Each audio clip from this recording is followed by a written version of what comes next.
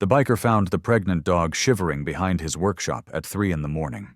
She was starving, her ribs showing through matted fur, and she looked at him with eyes that held both fear and desperate hope.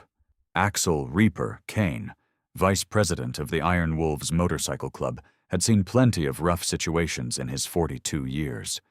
But something about this dog stopped him cold. Within 48 hours, she would give birth to 2 puppies in his workshop. And 3 months later, those 3 dogs would be the only reason anyone in the clubhouse survived the night. It starts on a freezing February night when Axel steps outside the Iron Wolves clubhouse for a smoke. The clubhouse sits on 5 acres outside Chattanooga, Tennessee, a converted warehouse with living quarters upstairs where 12 members are sleeping off a long day of charity work. Axel hears whimpering from behind his personal workshop, a separate building where he restores motorcycles. He finds her curled against the workshop's back wall, shaking violently. She's a medium-sized mixed breed, maybe some German Shepherd and Labrador, with a swollen belly that tells him she's days from giving birth. Her collar is torn, and there are scars on her neck that make his jaw clench. Someone hurt this dog. Someone threw her away when she got pregnant. "Come here, girl," Axel says softly, crouching down. "Nobody's gonna hurt you anymore." The dog's tail twitches. She's scared, but she's also at the end of her strength. Axel goes inside, grabs leftover steak from the fridge, and brings it back with a bowl of water. The dog devours the food like she hasn't eaten in weeks, which she probably hasn't. When she finishes, she finally lets Axel approach. He checks her over gently. She's about 2 years old, he guesses, and severely malnourished. "You're staying with me," Axel tells her. "You and whatever puppies you're carrying." He carries her into his workshop and sets up a warm space with old blankets and a heating pad. She settles in immediately, her body finally relaxing. Axel names her Sasha. For the next 2 days, he barely leaves her side, feeding her small meals every few hours, building up her strength. The other Iron Wolves stop by to check on her. Diesel, the club's road captain, brings dog food from town. Ghost, the sergeant-at-arms, installs a baby monitor so Axel can hear Sasha from the main clubhouse. On the 3rd night, Sasha goes into labor. Axel calls Doc, a member who actually worked as a veterinary technician before joining the club. Together they help Sasha through the birth. She delivers 2 healthy puppies, 1 male and 1 female. The male is mostly black with a white chest. The female is lighter with tan markings. Both are strong and vocal, crying as they search for their mother's warmth. Sasha is an incredible mother from the first second. She licks her puppies clean, nudges them to nurse, and keeps them tucked against her body constantly. Axel watches with a lump in his throat. This dog, who was abandoned and abused, is pouring every ounce of love into these tiny lives. Over the next 3 months, Axel becomes a dog dad. He sleeps in the workshop most nights, checking on Sasha and the puppies. He names the male puppy Axel because it makes him laugh, and the female Scout.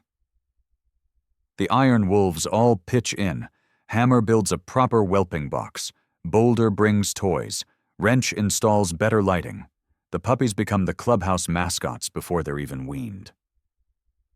As the puppies grow, Sasha remains fiercely protective. She won't let anyone touch them without her approval, and she watches every person who enters the workshop with intense focus. Axel notices how alert she is at all times.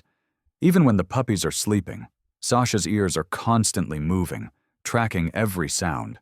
It's like she's standing guard. By May, the puppies are 3 months old, running around the workshop and exploring everything. They've grown from tiny squeaking bundles into energetic balls of fur with huge paws they haven't quite grown into yet. Axel is fearless and curious, always getting into trouble. He chews on motorcycle parts, knocks over toolboxes, and somehow manages to find the one thing in the workshop he shouldn't touch. Scout is more cautious but incredibly smart. She watches everything Axel does and tries to imitate him, sitting when he sits, following him from room to room like a shadow. The Iron Wolves members rotate through the workshop daily, playing with the puppies, helping with training, bringing toys and treats. Diesel teaches them to fetch. Wrench builds them an obstacle course. Boulder spends hours just lying on the floor, letting them climb all over him. The puppies bring joy to men who've seen too much darkness in their lives. Sasha has filled out beautifully with regular food, her coat shining, her eyes bright. She weighs a healthy 58 pounds now, muscular and strong. But the scars on her neck have faded, but never disappeared. They're a reminder of where she came from, what she survived. Axel sometimes catches her looking at him with such devotion that it makes his chest tight. This dog trusts him completely. That trust is a responsibility he doesn't take lightly. The Iron Wolves have had an eventful spring doing protection work for a local domestic violence shelter, which has made them enemies with dangerous people.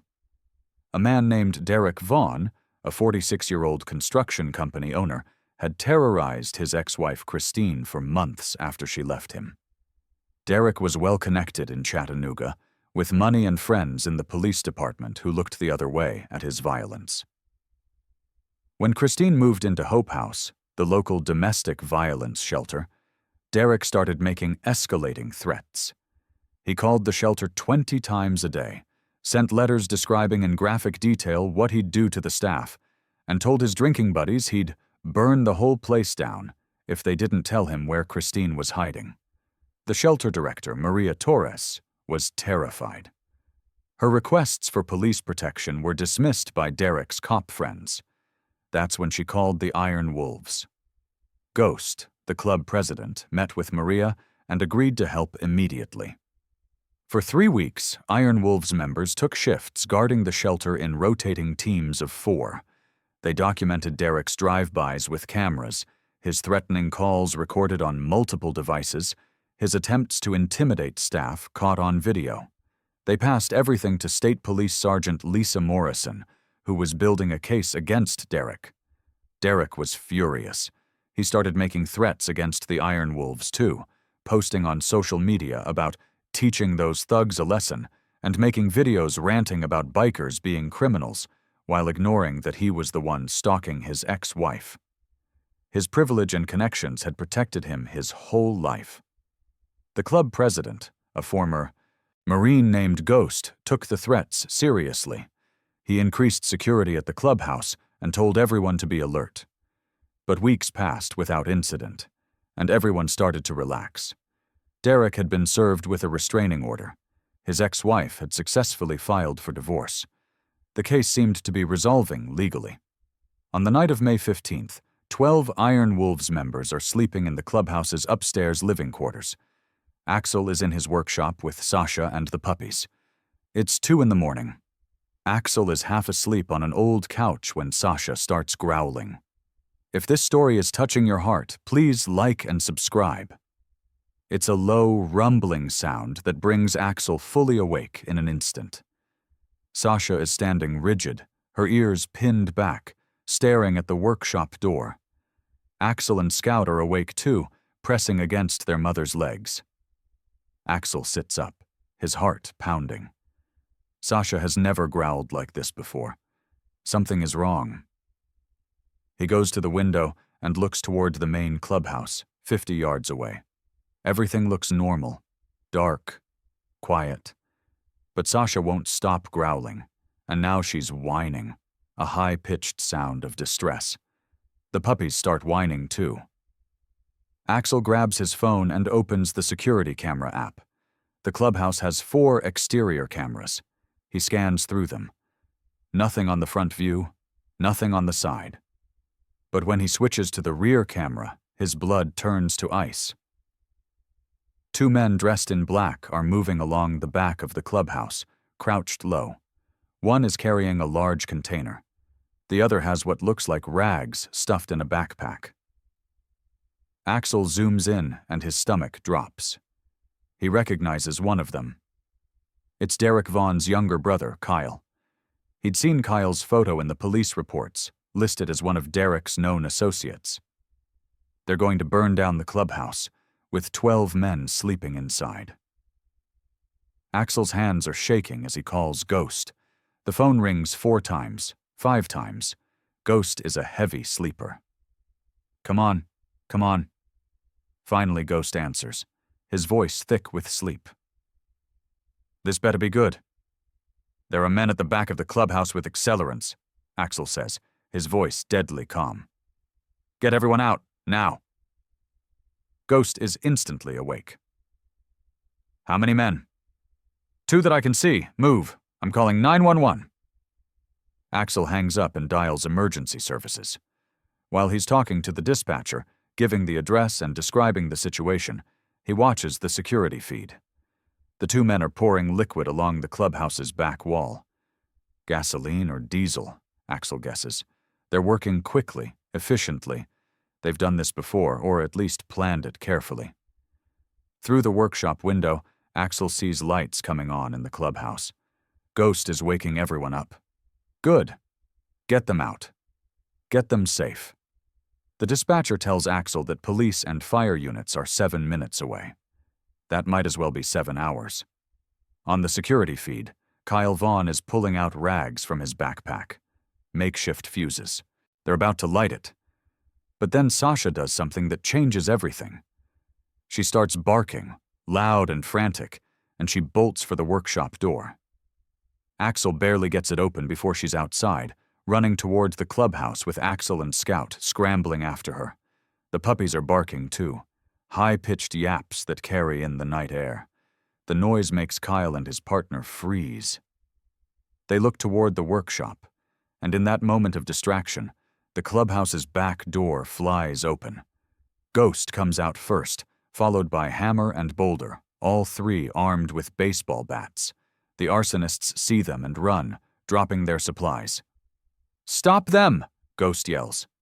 Diesel and Wrench come running from the clubhouse's side entrance, cutting off the arsonist's escape route. Kyle tries to jump a fence, but Hammer tackles him, bringing him down hard. The second man, later identified as Kyle's friend Marcus Webb, pulls out a knife. That's a mistake. Boulder, who got his name for being 6'5" and 280 pounds, disarms him in 3 seconds and pins him face down in the gravel.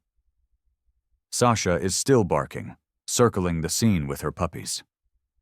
The 3 dogs create such a commotion that lights start coming on in nearby houses. Witnesses. Evidence. Perfect. By the time the police arrive 4 minutes later, Kyle and Marcus are zip-tied and sitting on the cold ground while 8 iron wolves stand guard. The police find 4 gallons of gasoline, lighter, fluid-soaked rags, and a detailed plan in Kyle's truck about how to make the fire look accidental. But that's when Ghost makes the discovery that turns Axel's blood cold. While talking to the police, Ghost walks around the clubhouse's perimeter one more time, checking for anything they missed. He finds it on the east side, another container of accelerant already poured with a timed ignition device attached. It's set to go off in 12 minutes. They weren't just going to burn the back, Ghost says, his voice hollow. They were going to light it from 2 sides. They were trying to trap us inside. The bomb squad arrives and disables the device. The fire marshal examines the scene and explains that if both fires had started simultaneously, the clubhouse would have been fully engulfed in under 3 minutes, with 12 men sleeping on the 2nd floor and the stairs being the only exit. Most wouldn't have made it out. Axel kneels down and wraps his arms around Sasha. The dog is panting hard, her puppies pressed against her. She saved them. If she hadn't alerted Axel, if she hadn't made enough noise to distract the arsonists and wake up anyone who might have still been asleep, they would all be dead. Good girl, Axel whispers, his voice breaking. You saved your family. The investigation moves fast after that. Derek Vaughn is arrested at his home 2 hours later. His phone records show he texted his brother Kyle detailed instructions about the clubhouse layout and shift schedules. Derek had been planning this for weeks, furious that the bikers had protected his ex-wife from him. In Derek's mind, burning them alive was justified revenge. Kyle Vaughn and Marcus Webb both make plea deals, testifying against Derek in exchange for lighter sentences. The evidence is overwhelming. Derek's texts, the surveillance footage, the accelerants traced to purchases Derek made, and the testimony of Derek's ex-wife about his violent threats all build an ironclad case. The trial takes place 4 months later, in September. Derek's defense attorney tries to argue that Derek never intended for anyone to die, that it was supposed to be an empty building, just property damage to send a message. The prosecutor, a sharp woman named Amanda Chen, destroys that argument methodically. She shows photos of the timed ignition device and its strategic placement.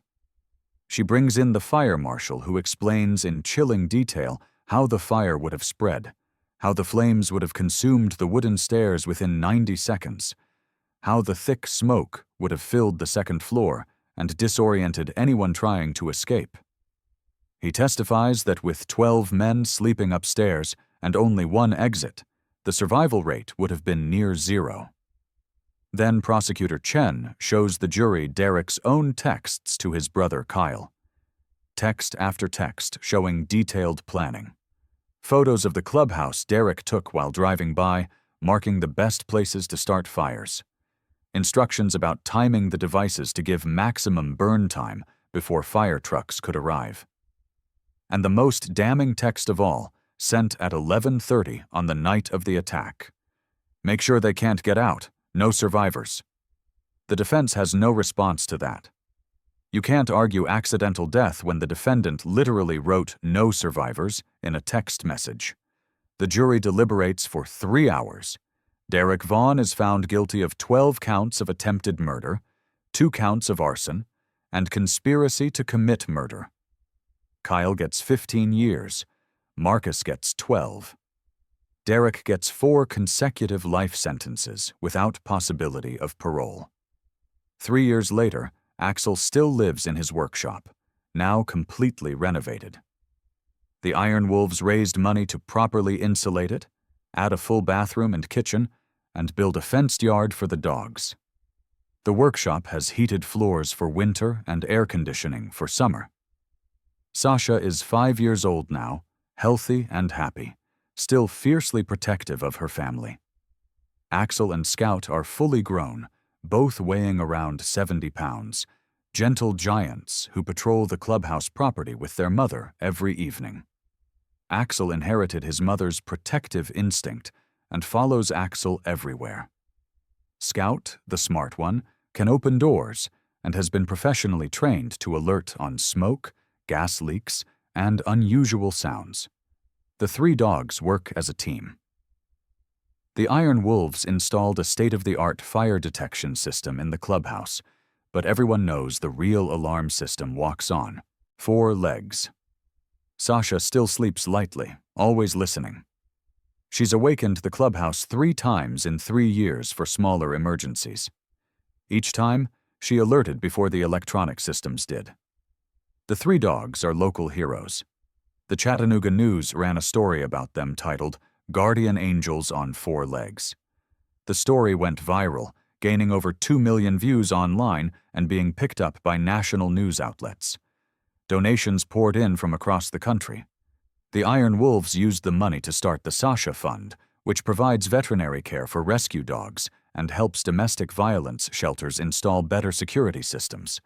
In 3 years, they've helped 64 shelters across Tennessee and Georgia and provided medical care for over 300 rescue dogs. Derek's ex-wife, whose name is Christine, rebuilt her life with her 2 daughters, Emma and Sarah, ages 12 and 9. She works as an advocate for domestic violence survivors and speaks at events about the importance of community protection. She visits the Iron Wolves twice a year, always bringing treats for Sasha, Axel, and Scout. "These dogs saved my protectors," she tells people. "They saved the men who saved me." The workshop has photos on the wall now. Sasha, when Axel first found her, thin and scared and shaking. Sasha with her newborn puppies, the puppies growing up. And one photo from the night of the fire. Sasha standing alert in the security camera frame, the moment before she started barking. Axel keeps that photo next to his workbench. Some mornings he looks at it and thinks about how differently that night could have ended. 12 men dead because they dared to protect a woman from her abuser. But a scared, pregnant dog who had been thrown away like trash decided those men were worth saving. The Iron Wolves have a saying now, printed on the back of their club patches. Loyalty has no species, because the most loyal member of their club walks on 4 legs, sleeps in a workshop, and would burn down the world to protect her family. Ghost sometimes jokes that they should make Sasha an official member, give her a vest and everything. But Axel knows the truth. Sasha doesn't need a vest. She's already the heart of the Iron Wolves, the one who proved that family isn't about blood or leather or motorcycles. Family is about who shows up when everything's burning down. Family is about who sounds the alarm when danger comes in the dark. Sasha, who was abandoned and abused, who gave birth to her puppies in a stranger's workshop, who had every reason to mistrust humans forever, chose to love anyway. And that love, that fierce protective instinct, saved 12 lives on a May night when evil tried to win. The scars on Sasha's neck have faded, but they'll never completely disappear. Axel is glad they don't. Those scars remind him that the things we survive make us stronger. The things we overcome make us who we are. Sasha survived being thrown away, and she became a hero.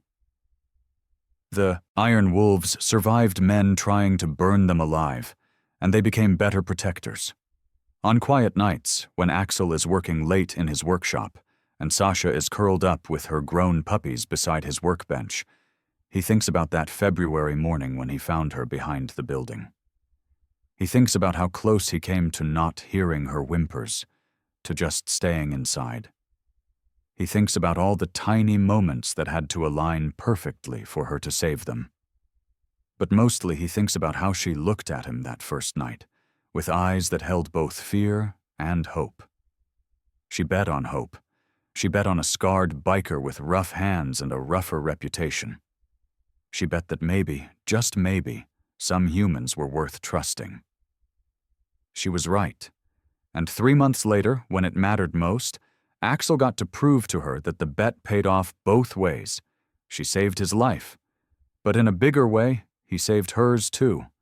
They saved each other. That's what families do. Axel walks over to Axel now, drops his head in Axel's lap, and sighs contentedly. Scout is already asleep by the door, ever the watchdog. Sasha is lying with her head up, ears alert, always on guard, always protecting her family. "Good girl," Axel says quietly, scratching behind Sasha's ears. "Best girl." Outside, a motorcycle pulls into the clubhouse lot. Someone coming home late. Sasha's ears prick up, but she doesn't growl. She knows that engine. That's family. That's safe. And in a workshop in Tennessee, surrounded by the dogs he saved and who saved him back, Axel Reaper Kane knows something most people never learn. Sometimes the scariest-looking people have the biggest hearts, and sometimes the most broken souls become the fiercest protectors. Sometimes family finds you in the dark, shivering and afraid.